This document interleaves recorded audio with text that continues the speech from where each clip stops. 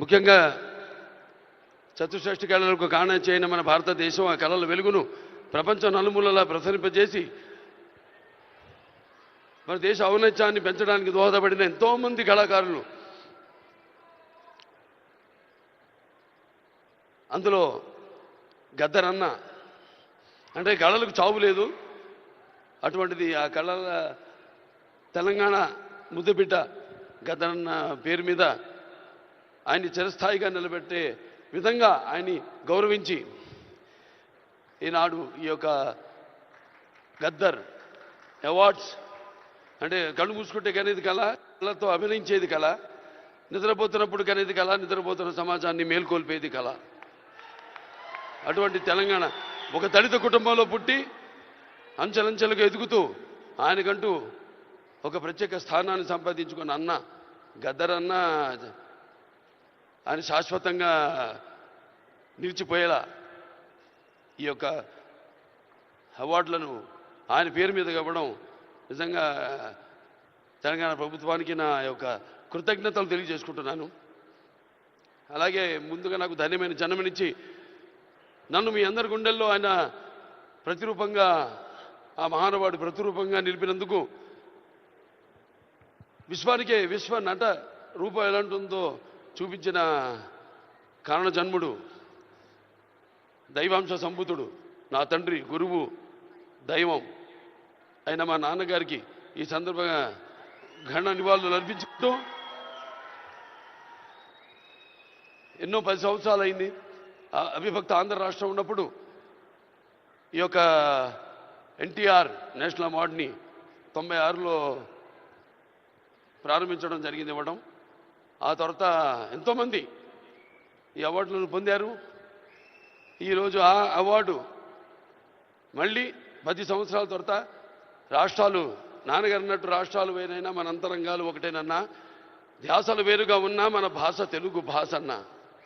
ఇవాళ తెలంగాణ ప్రభుత్వం మళ్ళీ ఈ యొక్క బ్రహ్మాండమైన ఉత్సవాన్ని జరుపుకుంటున్నందుకు, చలనచిత్ర ఉత్సవాన్ని, అందులో తిరిగి ఎన్టీఆర్ నేషనల్ అవార్డు ఇవ్వడం నా కుటుంబం తరఫున తెలంగాణ ప్రభుత్వానికి నా కృతజ్ఞతలు తెలియజేసుకుంటున్నాను.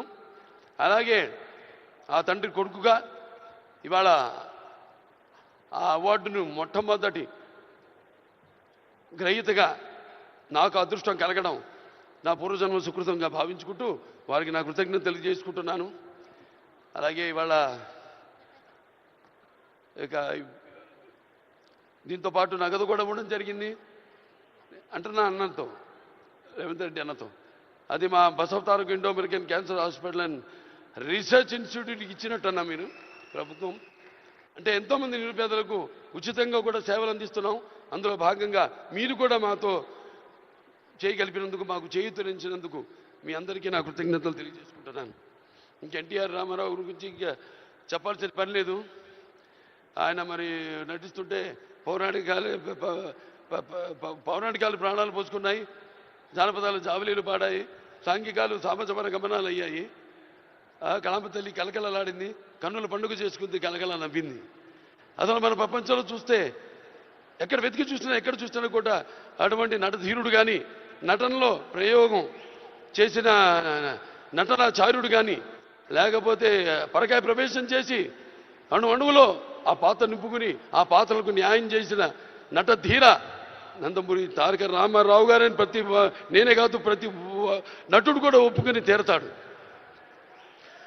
అలాగే మరి కేవలం సినిమా, మన దేశంలో సినిమాలే కాదు, ప్రతి తెలుగు బిడ్డ, ప్రతి తెలుగు మట్టి గడ్డ కూడా నేను తెలుగువాణ్ణి అని సగర్వంగా చెప్పుకునే దమ్ము, ధైర్యం, సత్తువ, ఆత్మవిశ్వాసం పదును పెట్టి సానబెట్టి బయటకు వచ్చి చెప్పే ధైర్యం ఇచ్చిన మహానుభావుడు నందమూరి తారక రామారావు గారు.